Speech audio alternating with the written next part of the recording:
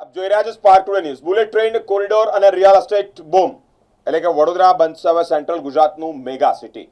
વડોદરા હવે માત્ર એક સાંસ્કૃતિક નગરી જ નહીં પરંતુ દેશના સૌથી આધુનિક ટ્રાન્સપોર્ટ અને ઇન્ફ્રાસ્ટ્રક્ચર હબ તરીકે ઉભરી રહ્યું છે. વાઇબ્રન્ટ ગુજરાત સમિટના મધ્ય ગુજરાતના કોન્ફરન્સ આયોજનમાં વડોદરાના ભવિષ્યને લઈને કેટલીક ક્રાંતિકારી જાહેરાતો કરવામાં આવી, જ્યાં વડોદરામાં મુંબઈ અમદાવાદ હાઈસ્પીડ રેલ એટલે કે બુલેટ ટ્રેન કોરિડોરના કારણે આગામી 10 વર્ષમાં કયો ધરમૂળથી બદલાવ આવશે. આગામી 1 વર્ષની અંદર જ મુંબઈથી અમદાવાદ વચ્ચેનો હાઈસ્પીડ રેલ કોરિડોર ધમધમતો થવા જઈ રહ્યો છે. ત્યારે વડોદરા તેના મુખ્ય કેન્દ્ર તરીકે વિકસશે.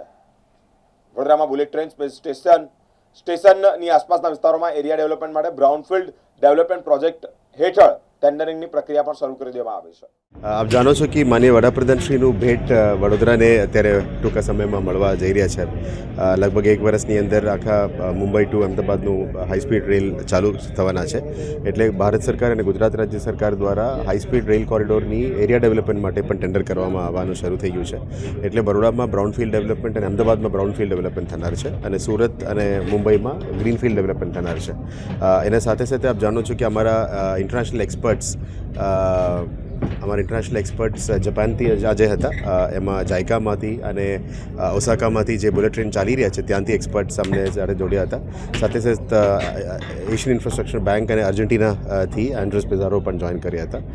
સાથે સાથે આપ જાણી શકો છો કે એક્સપર્ટ્સ જેના અર્બન ટ્રાન્સપોર્ટમાં કામગીરી કર્યું છે, અમદાવાદની BRTS ડિઝાઇન કરી છે અને CUPPમાંથી ડેવલપમેન્ટ આપ્યું છે, એવા એક્સપર્ટ્સ અમને પ્લાનિંગમાંથી પણ જોઈન કર્યા છે.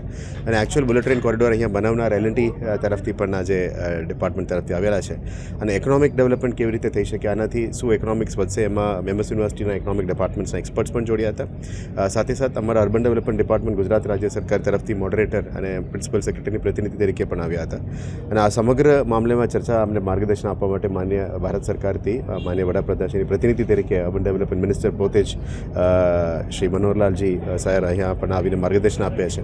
એટલે આવનારા દિવસોમાં બુલેટ ટ્રેન જે રેલવેઝ ડિપાર્ટમેન્ટ અને bullet train national high speed railway authority છે એ અને દરેક મહાનગરપાલિકાની સ્ટેશન એરિયા ડેવલપમેન્ટ કેવી રીતે થઈ શકે એના ઉપર આજે ચર્ચા થઈ રહ્યા છે. એની રોડમેપ પણ તૈયાર કરવામાં આવશે. આજે ઇન્ટરનેશનલ એક્સપોઝર અને રિજનલ એક્સપોઝરને કેવી રીતે વડોદરામાં લાવી શકાય એના ઉપર ચર્ચા પરામર્શ કરી છે. હવે રિજનલ લેવલમાં લોકલ વડોદરાના એક્સપર્ટ્સ અને શું ડેવલપમેન્ટ હોવું જોઈએ એના ઉપર પણ ડિસ્કશન્સ થનાર છે. અને ફાઇનલ રિપોર્ટ અમે રાજ્ય સરકાર અને ભારત સરકારમાં સબમિટ કરીને આગળ જવાના છે. ઓલરેડી ડેવલપમેન્ટનું પ્લાન શરૂ થઈ ગયું છે. એટલે નવા iconic roads, Amrit station, bullet train station, GSRTC station અને રનમહેલને કનેક્ટ કરતા એરિયા, એક સિટી સ્ક્વેર પણ ત્યાં ડેવલપ થઈ રહ્યા છે. ન્યૂ પબ્લિક સ્પેસીસ કેવી રીતે થવાનું છે અને લોકલ ક્રેડાઈ અને અમદાવાદથી પણ ક્રેડાઈ મેમ્બર્સ પણ આવ્યા છે, જેમાં બંને શહેરોમાં કેવી રીતે મોટા ઇમારતો બનાવી શકાય અને લિવેબલ સિટી કેવી રીતે બનાવી શકાય એના ઉપર ચર્ચા છે.